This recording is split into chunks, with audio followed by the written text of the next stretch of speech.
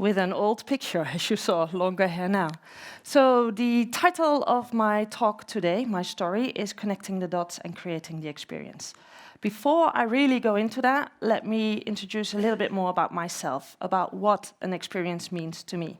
And I'm actually going to share some bad experiences here. Because in my Facebook, I regularly get advertising.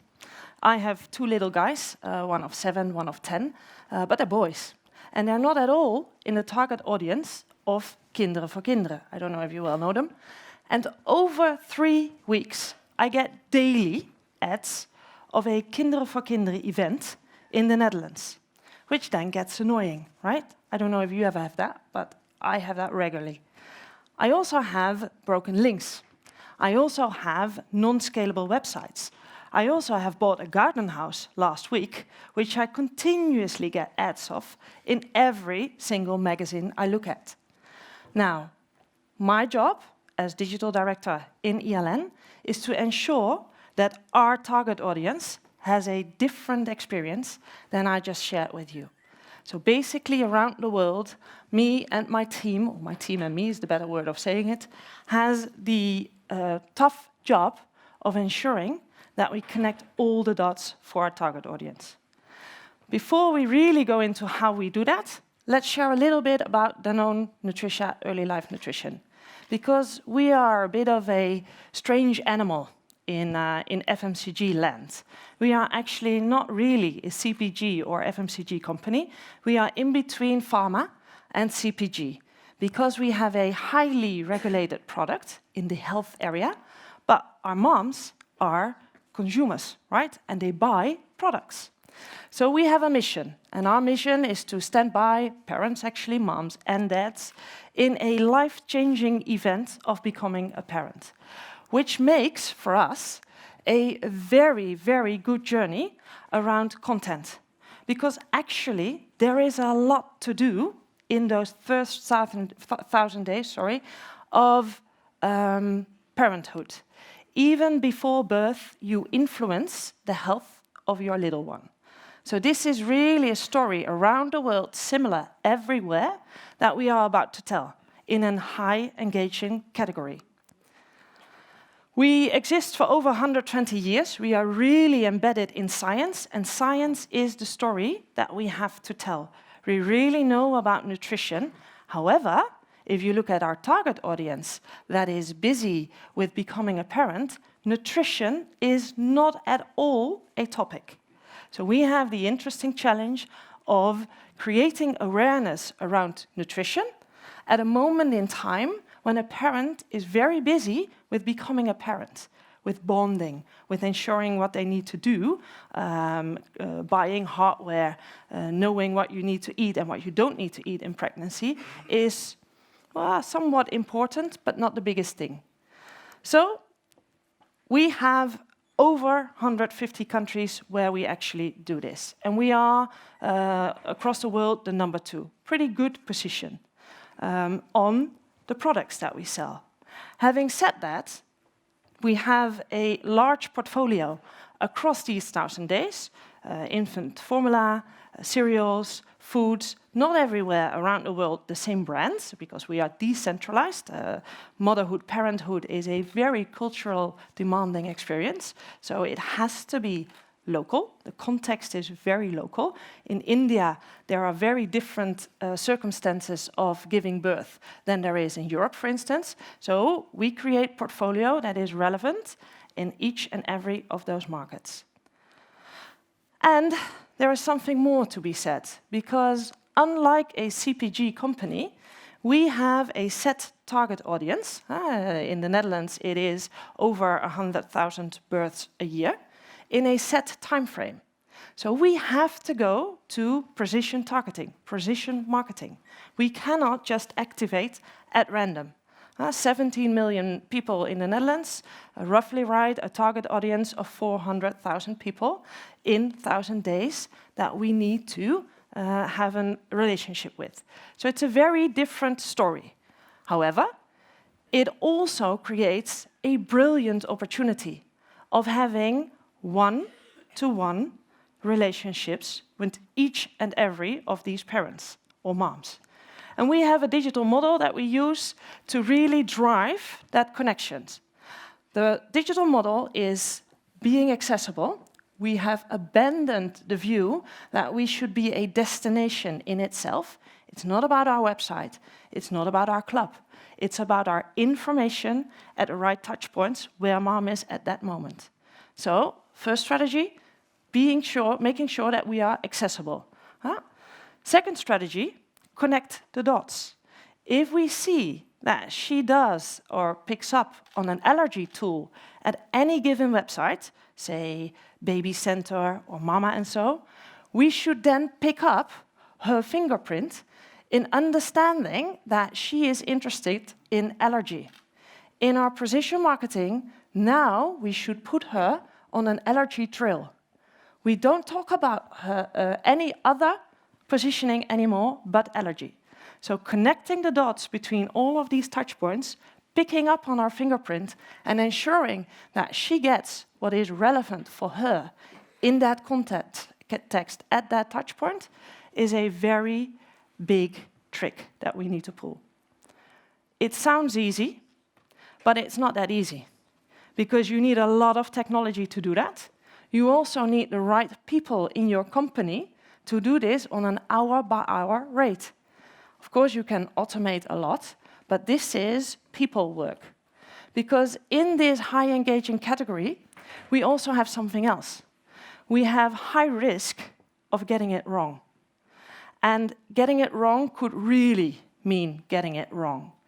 If something happens in those first 1,000 days, and it regularly does, a baby could get seriously ill, a baby could even die, and we continue to give messages to a parent because we haven't picked up on that, we are in serious trouble. We have a thing called WHO code. I'm sure that you've all heard about it. It's an international code on food regulation, and this is all part of that code.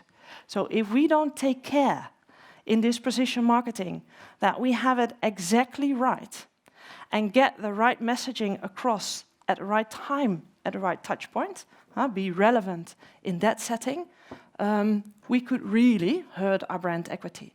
So it's a brilliant opportunity on the one hand, but it's also a high risk on the other hand.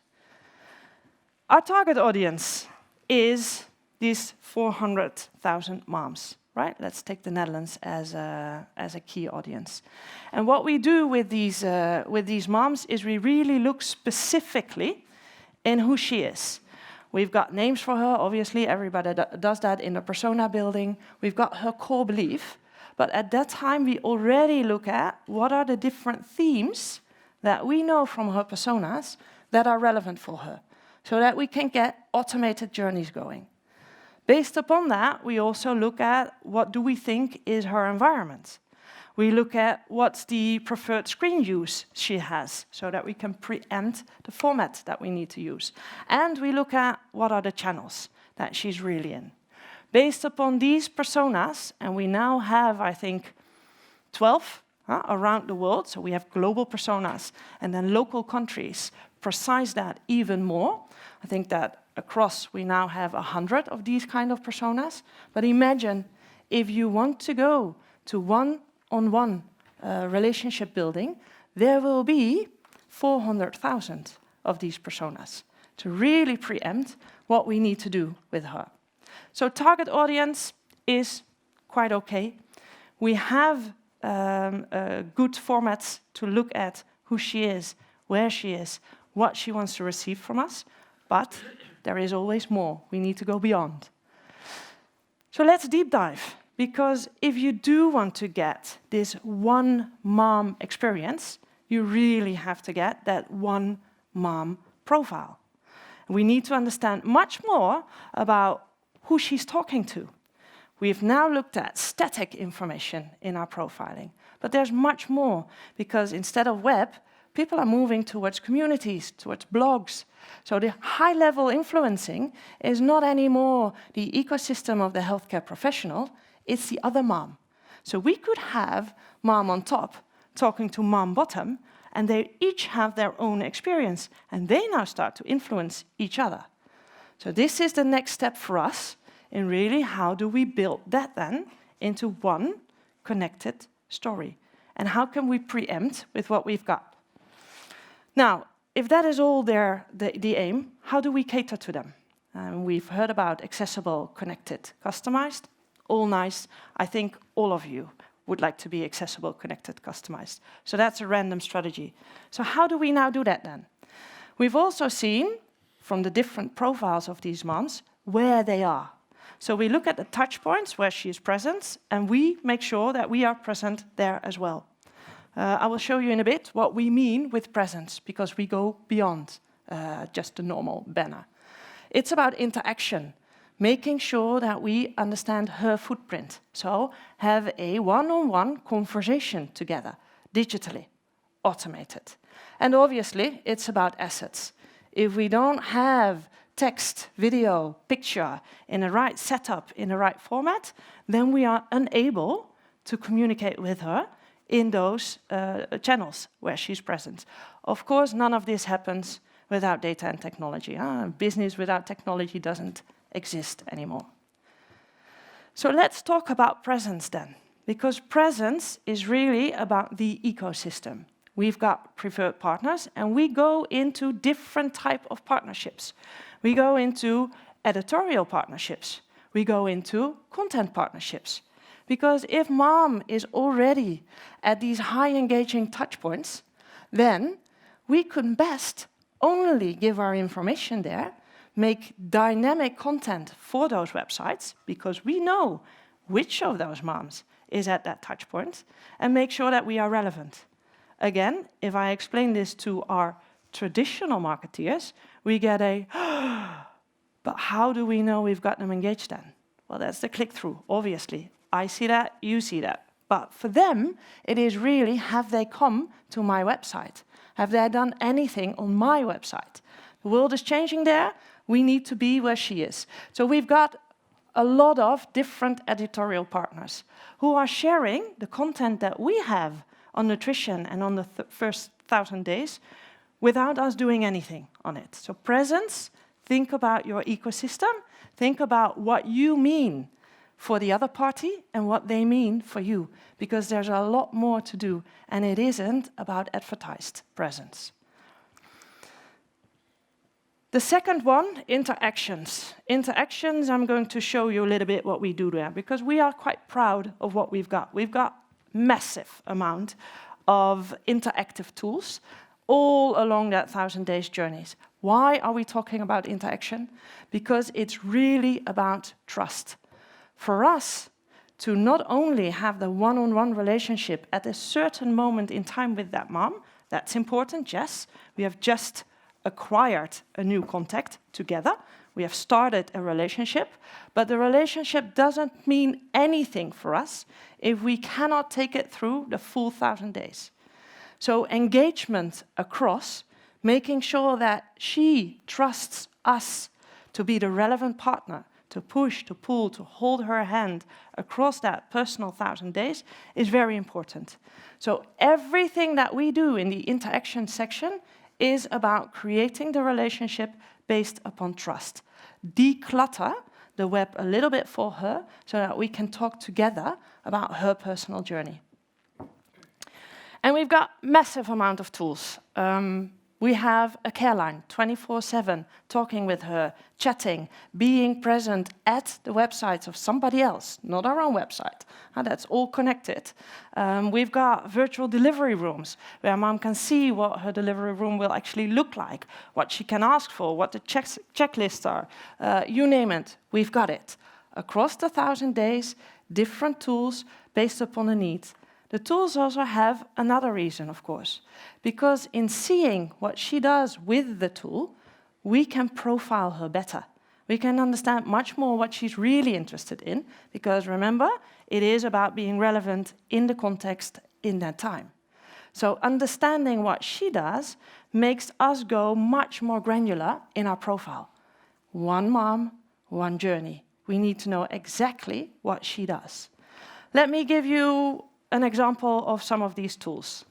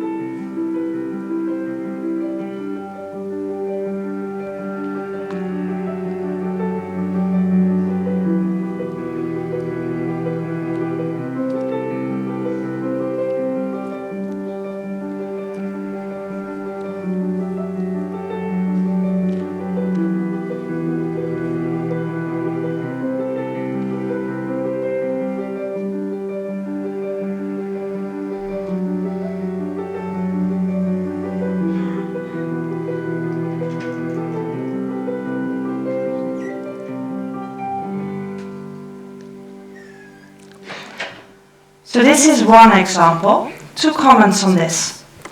We started pregnancy because in these high regulated environments, we cannot talk about our brand, our product anymore. It's forbidden. It's like alcohol and tobacco. We can't. Second, you also see that we start to communicate with Galia Club. So the club actually is a virtual club. It's not a place anymore. Anywhere she is, we give her club invites. But she also understands who else is part of that club. We start to create a community through that club. Right there and then where she is, not at our destination. Now let me give you another example of that same type of tool, but in a very different context. Could you show the other one as well?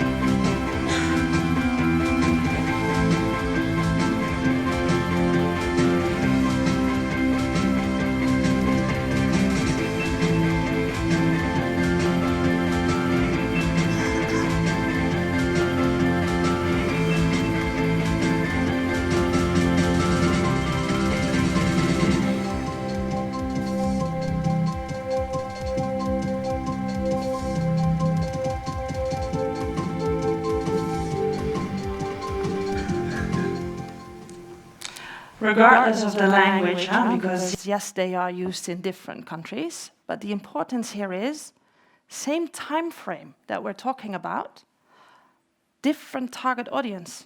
This is where the profiling comes in. And the key trick where we are moving towards in this one-on-one precision marketing is that we are able to construct the right app for every single mom. You saw here that this mom is very much more into science, into checklists, into how do I control the fact that I'm going through this life-changing moment. The other one was much more about bonding, the emotional setup, the feeling good about pregnancy and starting to raise your child already when it's in the womb. Same target audience, very different drivers, very different interests. And virtually, we can do this with anything. And I say we can do this. We are building the right assets to construct for every single mom.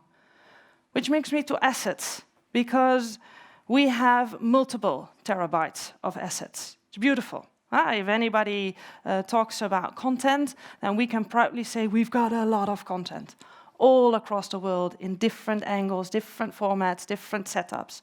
However, it is static content. And if we want to go to this precision marketing, if we want to go to being relevant, being important, being contextually right for each single mom, we need to construct our assets in a different way, which is what you see all the way up for the viewers on the left. A different tagging hierarchy, much more granular. So an article of, let's say, 3 paragraphs is no longer an article. It's 3 paragraphs that we can push out regarding importance, 1 paragraph at any given time to that single mom that we have identified that it's relevant for. That's our aim. So with all that content, we now need to start building much more granular profiles so that we can ensure that we are relevant to the mom in that touch point. The only way for us to do that is through measurement. So what we've created is a full language, based upon the language that you all know, but a full language for our whole company. As you can imagine, if you are present in 150 countries, 150 countries have their own way of measuring. 150 countries have their own agencies that find different things more important. So one language and upgrading that language step by step is very important to us because we need to be in the moment. We need to be real time. Which then brings me to how do you do that if you have 150 countries? And if you have 150 countries that have a different digital maturity, because they do. We are at different stages in different parts of the world. Besides the stages, in different parts of the world, different elements of digitalization are more important. Social commerce, very big in Asia. So that's very different from Europe. Social commerce is nowhere in Europe. So how do you tailor to that? We have created or co-created a model that we can plug in for every single CBU, as we call it. So everybody has their own growth curve.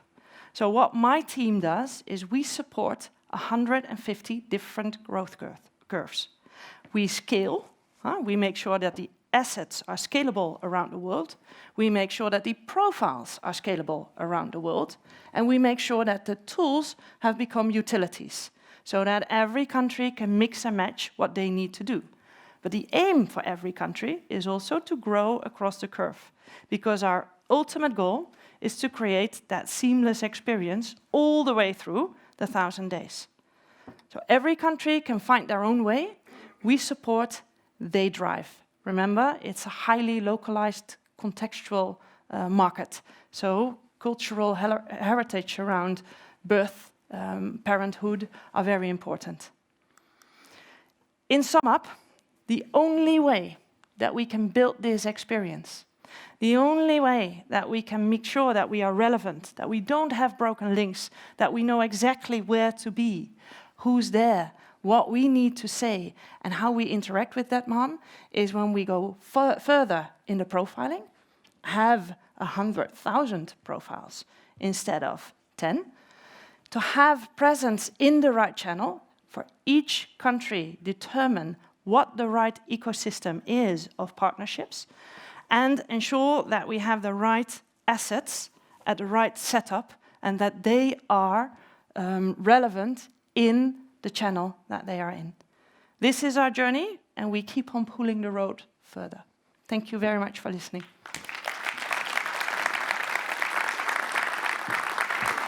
Thank you very much, Mascha. You're welcome. There's actually a question in the app.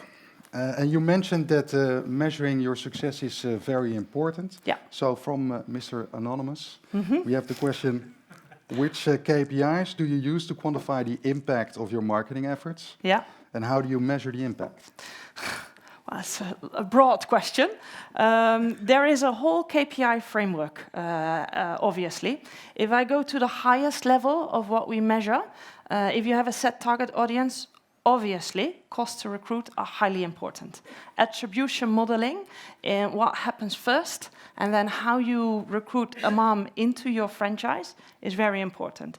And recruiting means conversions, clicks, engagement levels in shares, that type of thing. So we measure high-level cost to recruit. And then we also measure consumer lifetime value. And consumer lifetime value is measured in two ways. It is measured in the length of how long a parent is in our franchise. Could be on average 10 months, could be on average 12 months, but also how deep is she in our franchise? So does she use other products along the 1,000 days as well? Now underneath we have all the different metrics you can imagine that anybody has in digital, but we have customized them according cost to recruit consumer lifetime value. Very clear. Another question, also from Mr. Anonymous. Which Adobe tools do you use for making that happen? Full suite. Good question. You cannot do this without a full suite.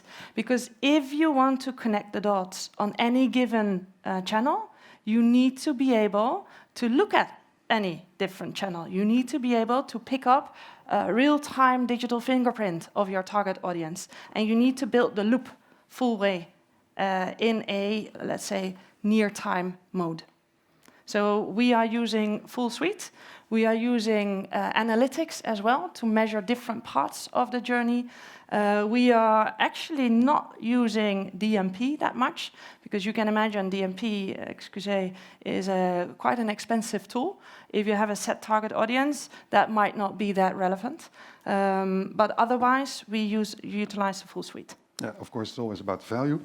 Another question, how do you steer, and I think this is an interesting one, as you drive a big global rollout, how do you steer the countries, but still let them be independent enough? Very good question. I would say it's influencing, so let's just say I'm good in influencing. It is about giving them value add. For them, they had, so our CBUs are, let's call it between a tablecloth and napkin in the size of the business. So they might not all be able to hire all specialists that they need to hire. Therefore, if we scale and frame in the right way, they can pick and choose which helps them. Content creation for any type of company is one of the big cost drivers. If you have preempted on core content components for them, it becomes easier. They can do the sexy stuff, which is editing and creative.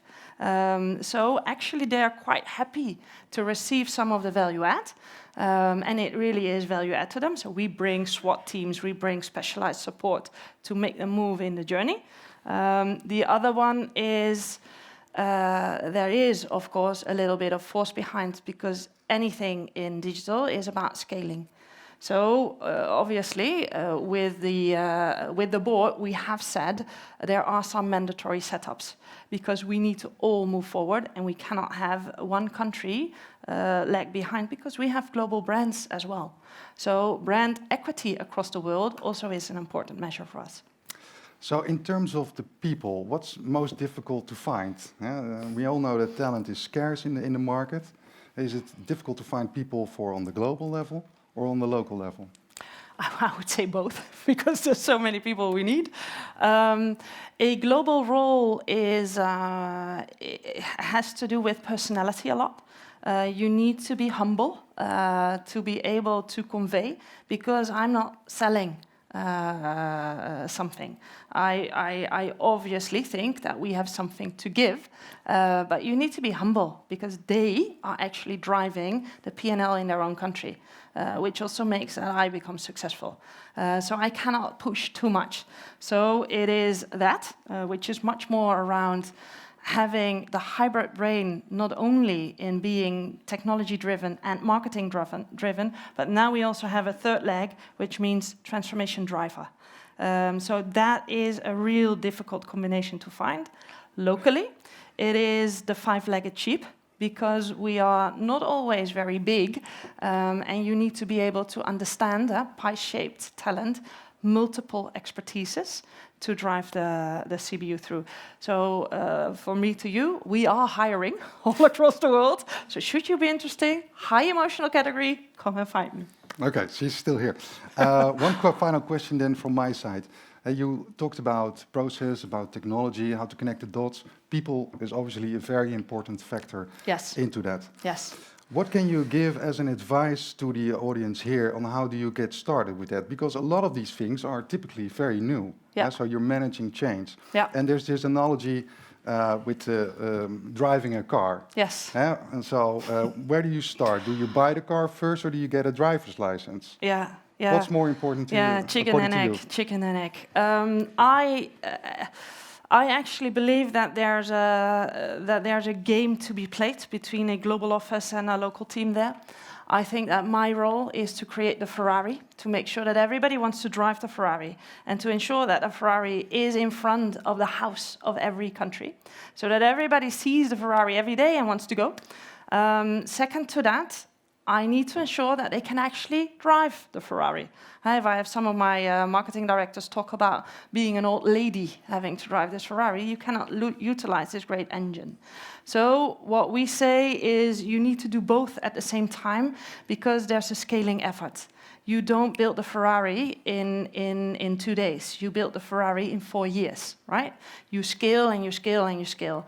Same time, you need to start creating the loop that people start to actually want to use the tools that you're giving. So there is a lot around education, and it needs to go hand in hand. It's a push-pull like we have in any time of consumer engagement. It's a push-pull. Great. Okay, so we're at the end of the time. We can go to lunch now. But first, a big thank you to you, Mascha. Thanks for being here. Very welcome. Pleasure. Thank you.